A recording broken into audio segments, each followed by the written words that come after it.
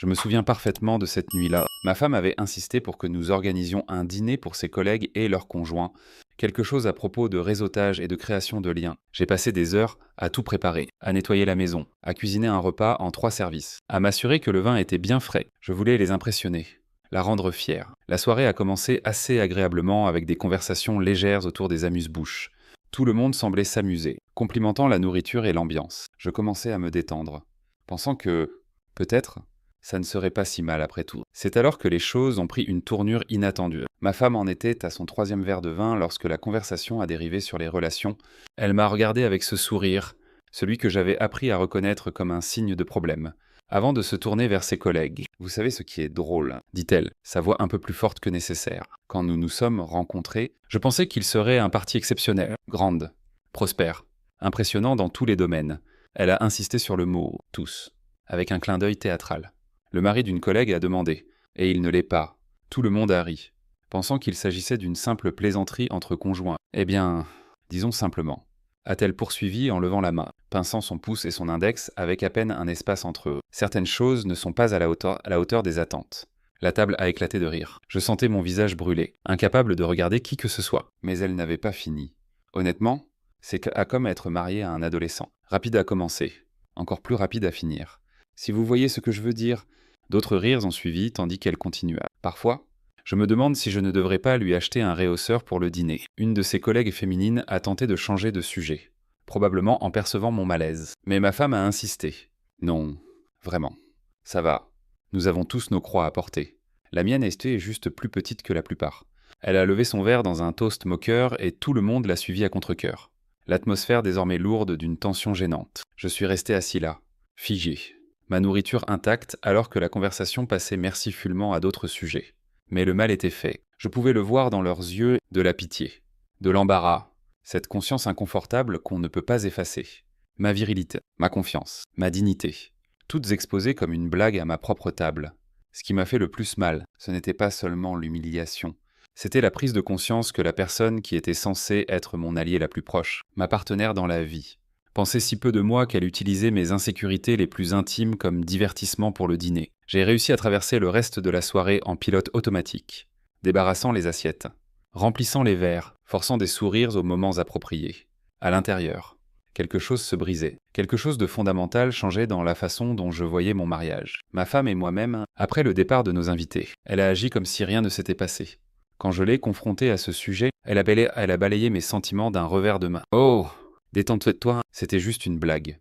Tout le monde fait ce genre de pique ludique à son partenaire. Tu es trop sensible. » Cette nuit-là, alors qu'elle dormait profondément à côté de moi, je suis resté éveillé, fixant l'obscurité. Ces paroles tournaient en boucle dans mon esprit. Ce n'était pas la première fois qu'elle faisait des commentaires sur ma taille ou mes performances éoliques, mais c'était la première fois qu'elle le faisait si publiquement, si délibérément. Je ne savais pas encore que ce dîner serait le catalyseur qui m'ouvrirait enfin les yeux sur la vérité de notre relation. Parfois, l'humiliation peut être le réveil dont on ne savait pas qu'on avait besoin. Ce dîner n'était pas un incident isolé.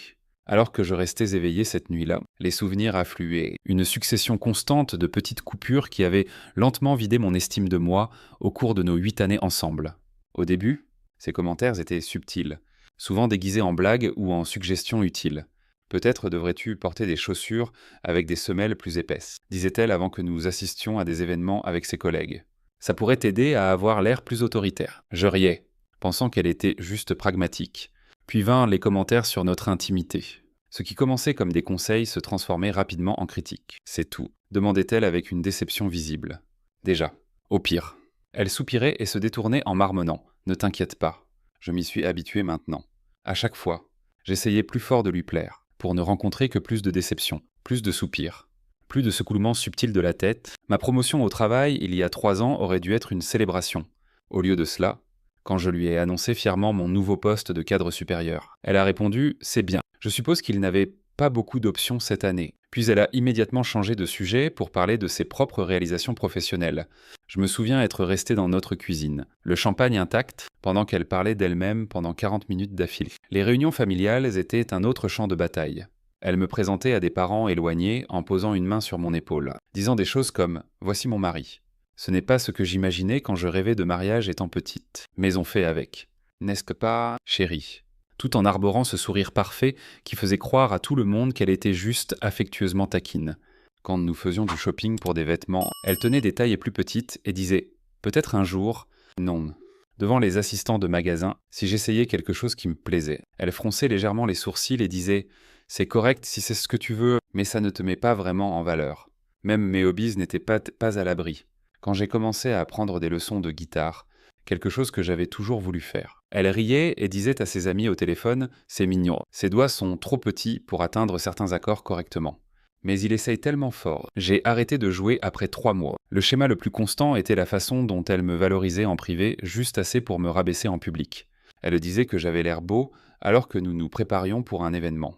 Pour ensuite raconter à tout le monde comment elle avait dû m'aider à coordonner ma tenue. Parce que je m'habillais comme un adolescent daltonien. Elle louait un repas que j'avais cuisiné à la maison. Puis je disais aux invités du dîner que j'apprenais encore les techniques de base. Nos vacances suivaient le même scénario. Elle critiquait mes compétences en planification, en navigation, mes choix de restaurant, tout en documentant nos moments de couple parfaits pour les réseaux sociaux. Le contraste entre sa représentation en ligne de notre mariage et la réalité était saisissant. La nuit après ce dîner, en parcourant son Instagram, j'ai vu qu'elle avait posté des photos de la soirée. Dîner incroyable avec des amis incroyables et mon incroyable mari qui a tout rendu possible. Les commentaires en dessous étaient remplis d'emojis en forme de cœur et de couple goals. C'est alors que ça m'a vraiment frappé. Je vivais dans 2 mariages différents, celui public qu'elle façonnait en ligne et celui privé où l'on me rappelait constamment que je n'étais pas assez. Alors que la lumière du matin filtrait à travers les rideaux de notre chambre, j'ai réalisé avec une clarté saisissante. Ce n'était pas de l'amour, c'était de la maltraitance. Et cela durait depuis des années. La prise de conscience que j'étais dans un mariage abusif a changé quelque chose de fondamental en moi. Pour la première fois, j'ai commencé à prêter attention aux petites choses que j'avais ignorées. Comme la façon dont elle était protectrice avec son téléphone, le posant toujours face vers le bas quand j'entrais dans la pièce, ou comment elle sortait pour prendre certains appels, prétendant qu'ils étaient liés au travail même à 22h le week-end. 2 jours après le dîner, elle a laissé son téléphone sur le comptoir de la cuisine pendant qu'elle prenait une douche. Il vibrait sans cesse avec des messages entrants. Je n'avais jamais fouillé auparavant. La confiance avait toujours été importante pour moi, même quand j'étais le seul à la pratiquer. Mais quelque chose m'a poussé à regarder cette fois. L'écran de verrouillage montrait des messages de quelqu'un enregistrés sous « responsable de projet professionnel ». 3 messages affichés à l'écran. « Tu me manques déjà. Hier soir était incroyable. Quand peux-tu te libérer à nouveau ?» Mes mains tremblaient en prenant son téléphone, par une amère coïncidence. Elle n'avait pas changé son mot de passe depuis que nous avions configuré nos téléphones il y a des années. J'ai ouvert le fil de messages et j'ai senti la pièce tourner autour de moi. Des centaines de messages remontaient sur des mois, des photos explicites. Des comptes rendus détaillés de rencontres à l'hôtel, des plans pour leur prochaine rencontre. Le fil de messages le plus récent discutait de leur plan de dîner pour le lendemain soir. Apparemment, je serais en train de travailler tard, ce qui était une nouvelle pour moi. Mais ce qui m'a véritablement détruit, ce sont les messages où il parlait de moi. Il n'a aucune idée, avait-elle écrit, trop occupée à essayer de me plaire pour remarquer quoi que ce soit. Son amant avait demandé si elle se sentait coupable. De quoi ? Avait-elle répondu. D'être avec un vrai homme pour une fois. Il devrait me remercier de rester avec lui aussi longtemps. J'ai fait défiler plus loin, trouvant des messages de la nuit du dîner. Il reste juste assis là et encaisse. Avait-elle écrit. Je l'ai pratiquement traité de petit et d'insuffisant devant tout le monde. Et qu'elle a... Il a quand même servi le dessert avec un sourire. C'est presque trop facile. Son amant avait répondu « C'est parce qu'il sait qu'il ne peut pas faire mieux que toi ». J'ai reposé le téléphone exactement comme je l'avais trouvé et je me suis dirigé vers notre bureau à domicile, avec une précision mécanique. J'ai commencé à vérifier nos comptes joints, les relevés de carte de crédit, les registres téléphoniques. Les preuves s'accumulaient rapidement, des frais d'hôtel inexpliqués, des restaurants où je n'étais jamais allé lors de rendez-vous que nous avions soi-disant partagés, des conférences de travail le week-end que son entreprise n'avait jamais organisées. L'affaire durait depuis au moins 7 mois avec quelqu'un de son bureau. Pas un chef de projet, mais un collègue de même rang dont la femme était assise en face de moi à notre table de dîner, également inconsciente. J'ai imprimé les documents clés et les captures d'écran, les sécurisant dans un dossier. Puis j'ai appelé mon meilleur ami, lui demandant si je pouvais rester chez lui quelques jours. J'ai contacté un avocat le même après-midi. Ce soir-là, j'ai agi de manière complètement normale. Je lui ai demandé comment s'était passée sa journée. J'ai préparé le dîner. J'ai suggéré de regarder son émission préférée. Tout cela alors que le dossier était caché dans ma mallette près de la porte. Tout cela alors qu'elle textait avec lui juste à côté de moi sur le canapé, souriant à son écran de téléphone. Bonne nouvelle au travail. Ai-je demandé nonchalamment. Juste un projet qui se concrétise. A-t-elle répondu sans lever les yeux. Rien que tu comprendrais. J'ai hoché la tête et siroté mon vin, étudiant son visage. Cette étrangère avec qui j'avais partagé ma vie pendant 8 ans. La femme qui avait systématiquement démantelé mon estime de moi tout en me trahissant de la manière la plus fondamentale possible. Je t'aime. Ai-je dit, testant les mots. Elle a levé les yeux brièvement. Je t'aime aussi. A-t-elle répondu automatiquement avant de retourner à son téléphone. Ce moment de routine vide et pratiquée a tout cristallisé. Je n'étais pas seulement rabaissé et moqué. J'étais activement trompé par quelqu'un qui n'avait pas de véritable amour pour moi. Et pour la première fois depuis que le cauchemar avait commencé, j'ai senti quelque chose d'inattendu monter en moi. Pas de chagrin, pas même de colère, mais une résolution froide et clarifiante. Il était temps de mettre fin à cette mascarade. J'ai passé la journée suivante à tout mettre en mouvement. J'ai transféré la moitié de nos comptes joints vers un nouveau compte personnel. J'ai rappelé mon avocat pour finaliser notre stratégie. J'ai même pris l'après-midi pour déplacer mes affaires essentielles chez mon amie pendant qu'elle était au travail. Tout était en place pour la confrontation que je savais devoir avoir lieu. Ce soir-là, j'ai préparé son dîner préféré. Du saumon avec des légumes rôtis et du vin blanc. Elle est rentrée surprise par l'ambiance romantique. Quelle est l'occasion ? A-t-elle demandé en jetant ses clés sur le comptoir. J'avais juste envie de faire quelque chose de gentil. Ai-je répondu en lui versant un verre de vin. Comment s'est passée ta journée ? Chargée. Stressante. Comme d'habitude, elle a vérifié son téléphone à nouveau. Probablement en train de lui envoyer un message avant de s'asseoir. Nous avons mangé en silence relatif jusqu'à ce que je parle enfin. J'ai besoin de te parler de quelque chose d'important. Elle a soupiré de manière théâtrale. Ça peut attendre, hein ? Je suis épuisé ? Non, ça ne peut pas. J'ai posé le dossier sur la table entre nous. Je sais pour l'affaire. Son expression a rapidement oscillé entre choc, déni et calcul avant de se fixer sur l'indignation. De quoi parles-tu ? J'ai ouvert le dossier et exposé les preuves pièce par pièce. Les reçus d'hôtel, les captures d'écran de messages textes, les factures de restaurant, les registres téléphoniques. Tu as fouillé dans mon téléphone, a-t-elle rétorqué, tentant de renverser la situation. C'est une violation totale de la vie privée. Oui, je l'ai fait, ai-je admis calmement. Après des années de ton abus émotionnel et de ton humiliation publique, j'ai enfin écouté mon instinct. Elle a ri de manière incrédule. Abus. Tu es sérieux là ? J'ai tout soutenu pour toi. Tu m'as rabaissé à chaque occasion, et j'ai contre-attaqué. Tu as moqué ma taille, mes performances au lit, ma carrière, tout en couchant avec quelqu'un d'autre. Sa stratégie a changé instantanément. Des larmes se sont formées dans ses yeux. J'ai fait une erreur, ça ne voulait rien dire. On peut surmonter ça. L'affaire n'est qu'une partie de la raison pour laquelle ce mariage est terminé. Ai-je expliqué, gardant mon calme. Même sans slut. Je ne resterai pas avec quelqu'un qui me traite avec autant de mépris. Elle a tendu la main à travers la table pour prendre la mienne. J'ai reculé. Tu ne comprends pas, a-t-elle plaidé. J'ai été sous tellement de pression au travail. Il était juste là. C'était un moment de faiblesse. 7 mois de moment. L'ai-je corrigé ? Et les choses que tu as dites sur moi, ces larmes ont disparu instantanément. Remplacées par une fureur froide. Bien. Tu veux la vérité ? Oui. J'ai été malheureuse. Qu'est-ce que tu attendais ? Tu ne m'as jamais satisfaite, ni financièrement, ni émotionnellement, ni physiquement. J'ai hoché la tête, presque soulagé d'entendre enfin ses pensées honnêtes. C'est exactement pourquoi je pars. Je mérite mieux que quelqu'un qui me voit ainsi. Toi, a-t-elle ricané ? Mieux que moi. Bonne chance pour trouver quelqu'un qui supportera tes limites. Elle a fait un geste dédaigneux envers tout mon corps. À ce moment-là, en regardant son beau visage tordu par la cruauté, j'ai ressenti une étrange sensation de paix. Cette femme ne m'avait jamais aimé. Elle aimait seulement me contrôler, me diminuer. J'ai déjà parlé à un avocat. Ai-je dit, les papiers du divorce seront prêts demain. Je resterai ailleurs jusqu'à ce que ce soit finalisé. Son expression a changé à nouveau. La panique perçante à travers le mépris. Tu ne peux pas être sérieux. Où iras-tu ? Que vont penser les gens ? Je me fiche de ce que pensent les gens maintenant. Ai-je répondu en me levant. C'était toujours ton souci. Pas le mien. Alors que je me dirigeais vers la porte, elle s'est précipitée après moi, attrapant mon bras. Attends. Nous devons parler de ça. Tu ne peux pas jeter 8 ans comme ça. J'ai doucement retiré sa main. C'est toi qui les as jetés. Un commentaire. Un mensonge. Une trahison à la fois. Pour la première fois dans notre mariage, j'ai vu quelque chose de nouveau dans ses yeux. Du respect. Pas de l'amour. Pas de l'affection. Mais une reconnaissance stupéfaite que je n'étais plus sous son contrôle. Tu vas le regretter, a-t-elle murmuré. Tu ne trouveras jamais quelqu'un comme moi. J'ai souri sincèrement. C'est exactement sur quoi je compte. Je suis sorti de notre maison cette nuit-là avec juste une valise et mon ordinateur portable.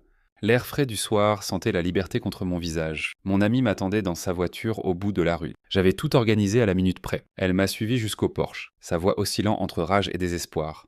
Tu penses que c'est un moment de film ? A-t-elle crié. Tu penses que c'est un... Tu penses que tu me donnes une leçon. Rentre à l'intérieur. J'ai continué à marcher, sans regarder en arrière. Sa voix a changé à nouveau. S'il te plaît, a-t-elle appelé plus doucement maintenant. Je suis désolé.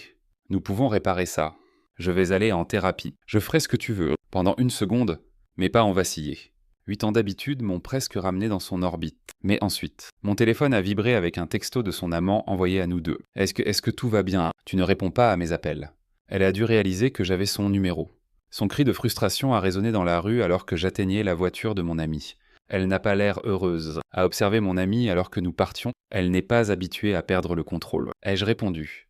Les 3 jours suivants ont été un tourbillon de questions pratiques. Mon avocat a accéléré les papiers du divorce. J'ai ouvert de nouveaux comptes. J'ai organisé une entreprise de déménagement pour récupérer mes possessions restantes pendant qu'elle était au travail. J'ai trouvé un petit appartement et signé un bail de 6 mois. Tout au long, mon téléphone n'arrêtait pas. Ces messages arrivaient par vagues, en colère, puis suppliant, puis menaçant, puis négociant. Elle s'est présentée à mon bureau, créant une scène qui n'a fait que renforcer ma décision. Elle a envoyé sa sœur pour me raisonner, ce qui s'est retourné contre elle quand sa sœur, après avoir entendu toute l'histoire, m'a dit doucement qu'elle comprenait ma décision. Le 4e jour, je suis retourné à la maison avec une escorte policière pour récupérer certains objets personnels que je ne faisais pas confiance aux déménageurs.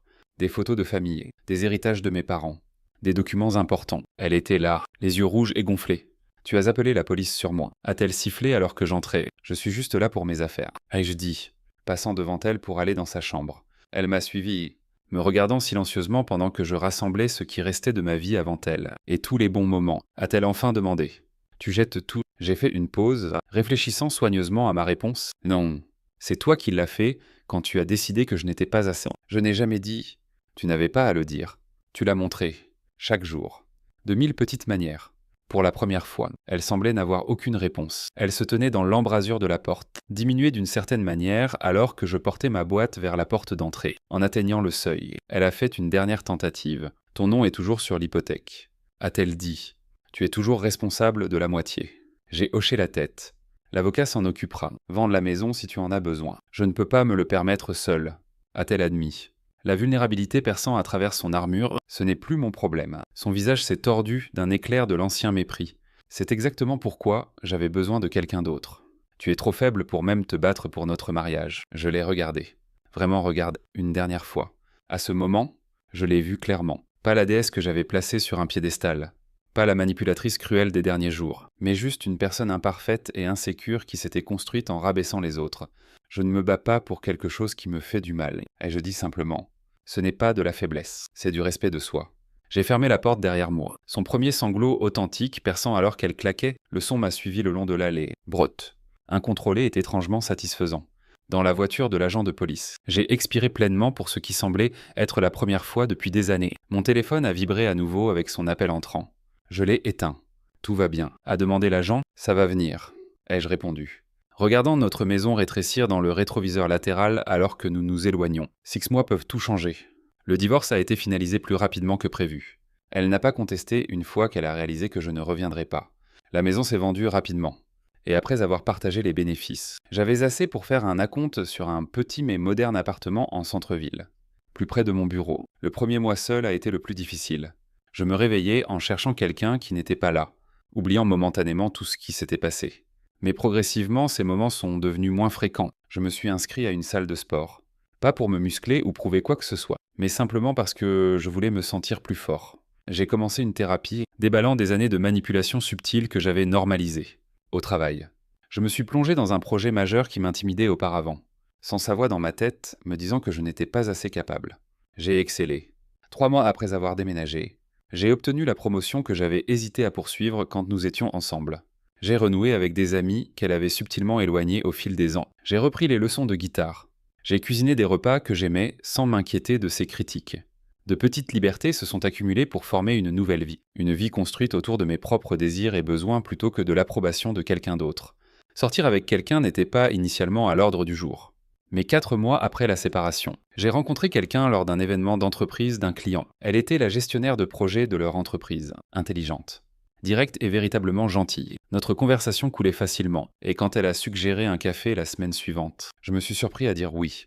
Ce café s'est transformé en dîner, puis en randonnée le week-end. Puis plus encore, Elle ne m'a jamais fait sentir jugé ou inadéquat. La première fois que nous avons été intimes, je me suis préparé à la déception ou à la comparaison. Au lieu de cela, elle était présente, communicative. Et après, elle m'a serré fort et a murmuré. C'était parfait. 3 mots simples qui ont guéri des blessures que je n'avais pas réalisé être encore ouvertes. Puis est devenu le jour que j'avais secrètement redouté. Mon ami se mariait, et la réception avait lieu dans un restaurant haut de gamme où les professionnels locaux se réunissaient fréquemment. Je savais qu'il y avait une forte probabilité de voir mon ex-femme là-bas. Je suis arrivé avec ma nouvelle partenaire, me sentant confiant dans mon costume sur mesure et la vie que j'avais reconstruite. 1 heure après le début de la réception, alors que nous riions avec des amis, j'ai senti une présence familière. Mon ex-femme se tenait de l'autre côté de la pièce, nous fixant. Elle semblait plus mince, plus élégamment vêtue que d'habitude, comme si elle essayait de projeter une image parfaite. Nos regards se sont croisés brièvement. J'ai hoché la tête poliment et suis retourné à ma conversation sans manquer un battement. Plus tard, alors que ma partenaire et moi dansions, mon ex s'est approché. « Tu as l'air. » « Eh bien, a-t-elle dit, sa voix tendue. « Merci. »« Toi aussi. » ai-je répondu simplement. Un silence gênant s'est étiré entre nous, rempli de toutes les choses que nous ne dirions pas en public. J'ai entendu parler de ta promotion. A-t-elle finalement offert ? Félicitations. Merci. Elle a jeté un coup d'œil à ma partenaire, qui s'était éloignée pour prendre des boissons. Elle a l'air gentille. Elle l'est. Ai-je confirmé ? Beaucoup. Une autre pause. Elle semblait attendre quelque chose. Peut-être des questions sur sa vie. Ou une indication que je la regrettais. Je n'ai offert ni l'un ni l'autre. Eh bien, a-t-elle dit enfin, je devrais retourner à ma table. J'ai hoché la tête, remarquant qu'elle était seule à une table de couple, alors qu'elle se tournait pour partir. Elle a ajouté « Pour ce que ça vaut, je suis désolé pour tout. Il y a 6 mois. » Ces mots auraient signifié le monde pour moi. Maintenant, ce n'étaient que des mots. J'espère que tu trouveras ce que tu cherches, ai-je dit sincèrement. Ma partenaire est revenue, me tendant un verre. C'était « Oui », ai-je confirmé. Ce chapitre est clos maintenant. Elle a serré ma main sciemment, et nous avons rejoint nos amis. Plus tard dans la nuit, alors que nous quittions la réception, j'ai eu un dernier aperçu de mon ex-femme. Elle nous regardait de l'autre côté de la pièce. Une expression complexe sur le visage alors qu'elle me voyait rire à quelque chose que ma partenaire avait dit. À ce moment-là, j'ai réalisé que ma plus grande revanche n'était ni planifiée ni exécutée. C'était simplement de vivre bien, sans son ombre sur moi. Je suis sorti la tête haute, ma main entrelacée avec celle de quelqu'un qui me valorisait complètement. Pas de confrontation dramatique. Pas de mots durs. Juste le triomphe silencieux de reconstruire une vie qui était enfin authentiquement la mienne. Notre histoire est terminée, si vous êtes arrivé jusqu'ici.